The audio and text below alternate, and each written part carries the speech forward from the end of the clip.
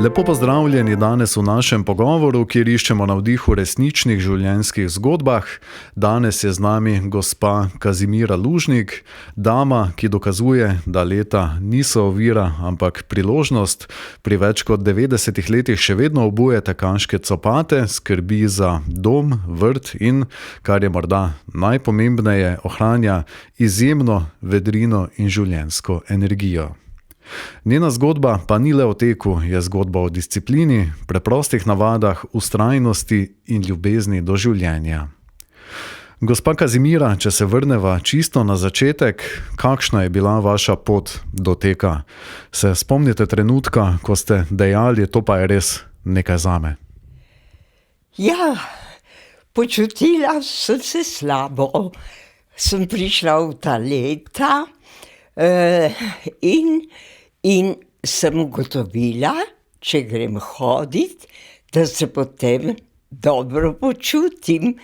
In to sem potem kar vsak dan začela hodit in seveda potem so pa začele pa še tekme in sem se hotela preizkusiti, če na tekmah sem dobila tako veselje in seveda vse povsod sem hodila okrog in še druge navduševala in to kar vsa leta, pravzaprav kar od prvega maratona v Radenci, ki je bil pred 44 leti, in da veste, da mislim še kar se preizkusiti.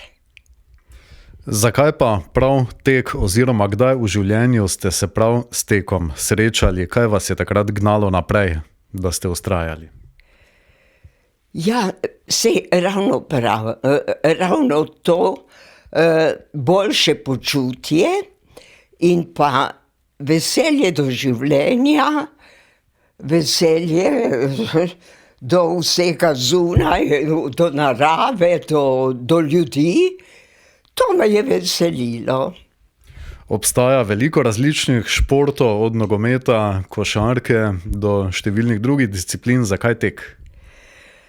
Mislim, da tek je še najbolj nekako privlačen zame. No, tudi sem tudi kolesarila veliko, tudi kolesarjenje, ampak kolo bolj uporabljam kot prevozno sredstvo, da grem v trgovino, da domov pripeljem in tako naprej.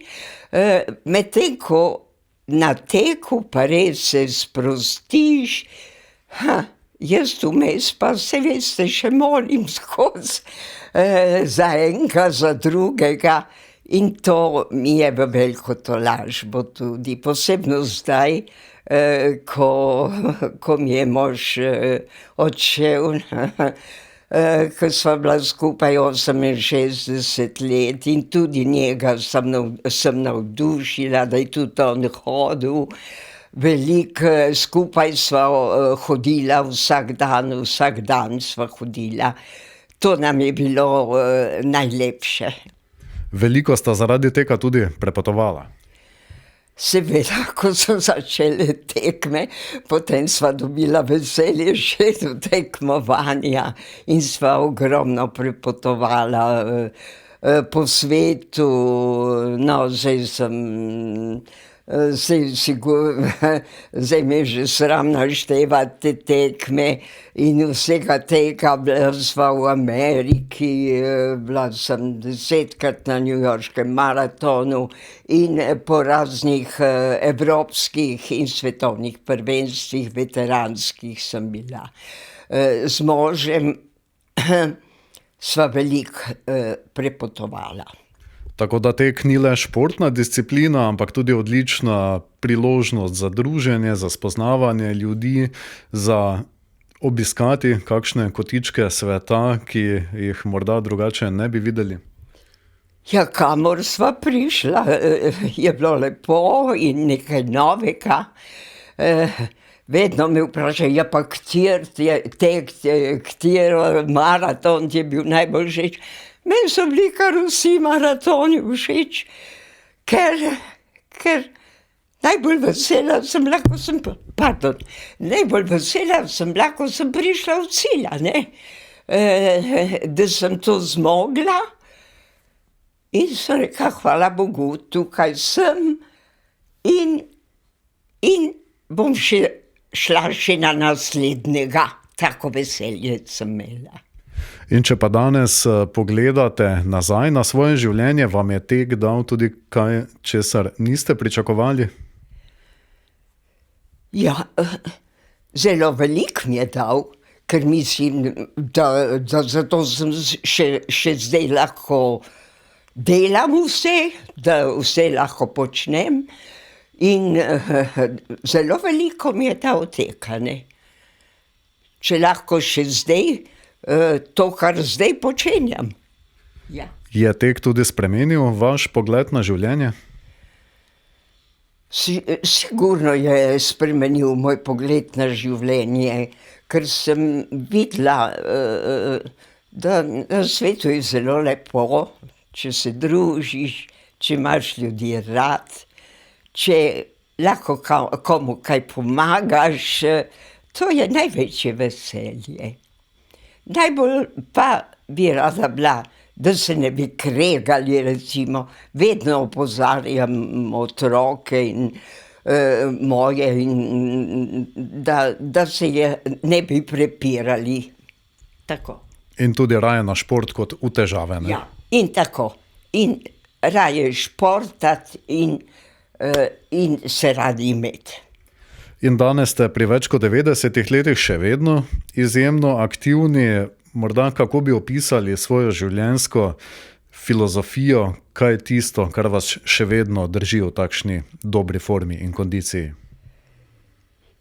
Še vedno imam veselje, no, saj nimam, da ne boste rekli, samo do tega, pa samo do tega, jaz imam še zraven še glasbo, a ne.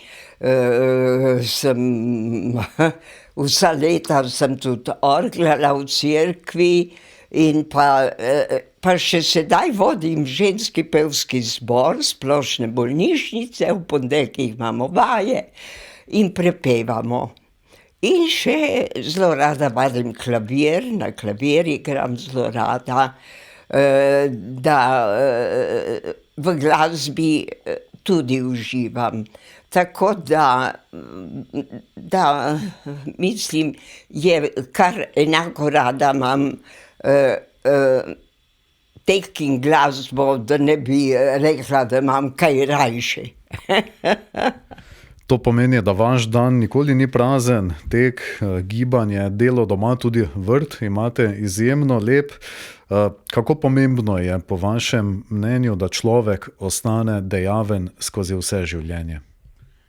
Ja, najpomembneje je, da si nekako, kako bi rekla, da imaš nek načrt, kaj bi rad naredil, a ne?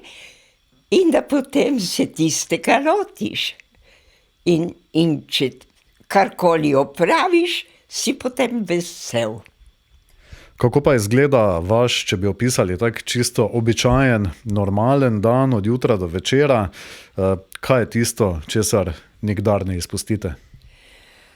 Jaz zjutraj, ko se zbudim, najprej pomolim, potem pa malo začnem nekaj, kar že leže, razgibalne vaje z nogami, z rokami in tako naprej.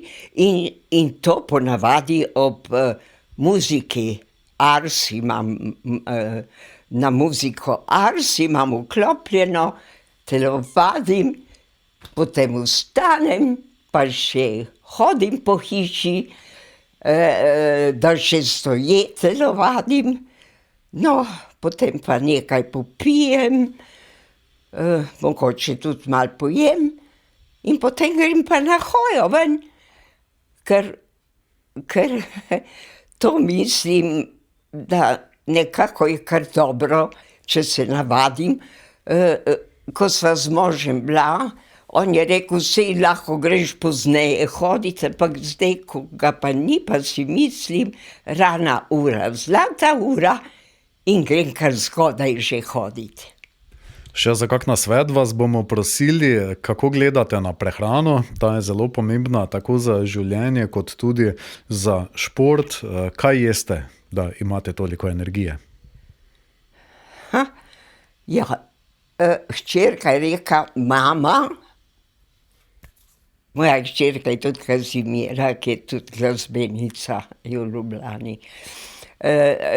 Rekla je, mama, ti moraš jesti, ker se mi je zdelo kar, da nisem imela več apetita, saj veste, žalost, ko je mož odšel in tako. In sem rekla, tudi jesti je treba in jem normalno. Vse, kaj bi rekla, kar pripravim, tisto, kar mi paše.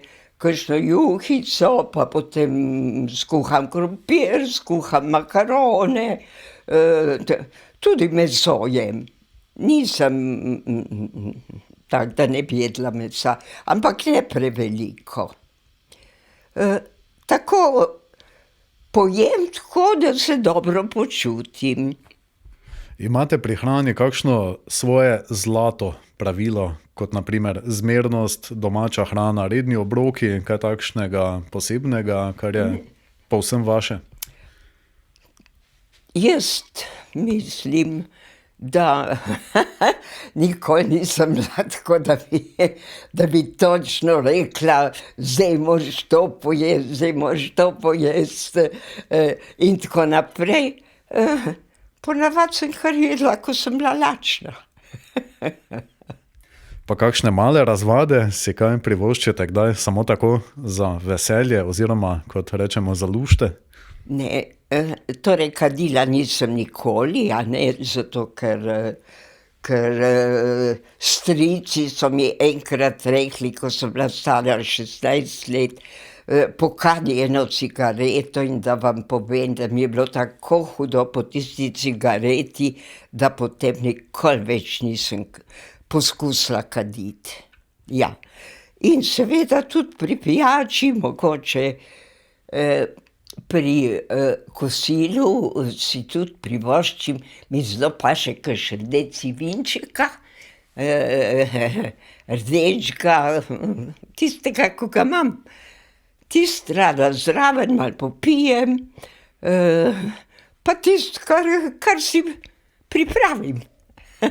Pa med tekom in treningi pri športu, kaj pijete? Hidracija je zelo pomembna, ne? Prisegate na vodo ali kakšne posebne? Ne, tam pijem tudi. Da vam povem, da včasih vedno pred tekmo sem popila kavo.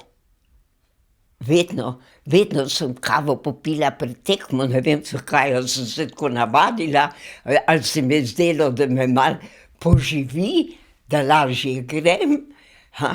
Celo sem včasih kakšen Red Bull tudi popila, sem si mislila, da bom malo bolj hitra. Ali da boste dobili krila? Da bom malo bolj hitra. Tako, to je bilo. Zdaj pa pravzaprav, ko sem bila na ljubljanskem maratonu, ko sem šla 10 kilometrov, tam samo vodo sem pila po poti. Nič nisem, tudi nobenih tablet, nič nisem jedla, ker 10 kilometrov je bolj kratko. Sicer pa vsi vidimo, da ste izjemno vitalni. Kaj je pomembneje, telo ali misli? Ja, zelo pomembno je, kaj misliš, da imaš pozitivne misli, da misliš bolj na dobro. Nikomur nič slabega ne želim. Tudi če bi kdaj, tudi če mi kdo kakšno tako besedo reče, recimo, da bi bila užaljena, mu takoj oprostim. In se mi zdi, da mi to bolj paše. Je optimizem torej pomemben, vpliva tudi optimizem na zdravje? Mislim, da to. Optimizem zelo vpliva na zdravje. Včasih mogoče si celo sugeriraš kaj, ko sem tekla v Radencih 5 kilometrov, sem dala vse od sebe, kolikor sem mogla, potem drug dan me je malo koleno bolelo. Ampak sem rekla, naj me kar boli koleno, jaz bom vseeno šla hoditi. In sem šla počasi hoditi in koleno mi je prenehalo boleti. In seveda pridejo težji dnevi, ne? Kakšna bolečina, slabše počutje, slabše vreme. Kako se takrat prepričate, motivirate? Ko je bolj slabo vreme, pa to se veste kako. Grem malo klavir igrat, da se malo spodbudim, veste, pa še pokličem, večkrat pokličem koga od mojih sinov ali kaj, pa rečem, malo me poslušaj, a ti lahko zaigram to na klavir.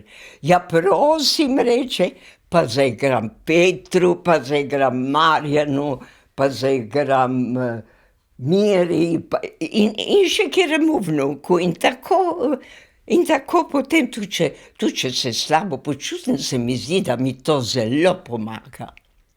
Celostno gledanje na življenje, ne? Ja, tako. Sicer pa ste še lani pretekli 10 kilometrov, kar je prav neverjetno, ne? Kako ste se počutili na cilju? Tako.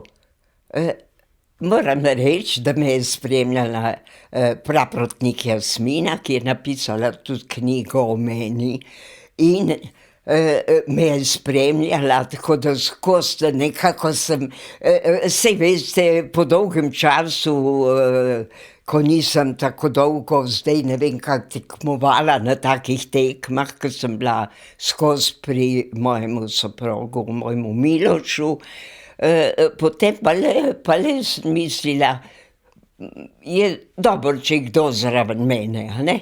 In me je spremljala in skozi sem lepo tekla, mi ni pomagala, da bi me kaj pod roko ali karkoli držala, skozi sem šla, kolikor sem mogla, včasih malo bolj hitro, včasih malo bolj počasi, včasih tudi hoja, tako da, ja no, v 10 kilometrov sem prišla v cilj s časom 2 uri, 1 minuto pa 15 sekund. Sem bila vesela, pa to, če bi prišla z daljšim časom. Kaj vam danes ti občutki pomenijo? Ja, sem vesela, da še to zmorem. To je največ vredno. Ampak da vidiš, da zmoreš, moraš iti se preizkusiti. In prav maraton pogosto povezujemo z naporom, vi pa... A veste kaj, zdaj, ko je bilo tole prvenstvo v Novem mestu, no, to je bilo balkansko prvenstvo, pa ko sem imela prevoz, me je peljal tekač Česnik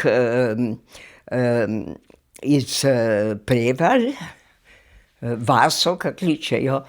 On je tudi tekmoval in potem sem ga prosila, če me vzame s seboj, ker se nisem upala ne vem koga od naših prosjačiti, ker vsak ima dojenčka, vsak ima delo in sem potem bila tako vesela, ko me je vzel s seboj v Novo mesto, da sem lahko še tam se malo preizkusila. In sem bila zelo vesela, ker sem dobila 3 medalje, na 60 metrov, na 1500 in še na 400 metrov. Tako sem te 3 stvari in da vam povem, drug dan me čisto nič ni bolelo. In ko omenjate medalje in pokale, prav tukaj je najina kulisa tega pogovora, tudi zajetna zbirka. Poslušajte, Jaz imam zelo veliko pokalov, pa veliko sem jih že tudi oddala proč, a veste, marsikomu sem dala pokale, ampak največ je vreden ta pokal, da sem še tu, da sem še zdrava, da sem še dobre volje in da se lahko še združim s prijatelji in z mojimi dragimi.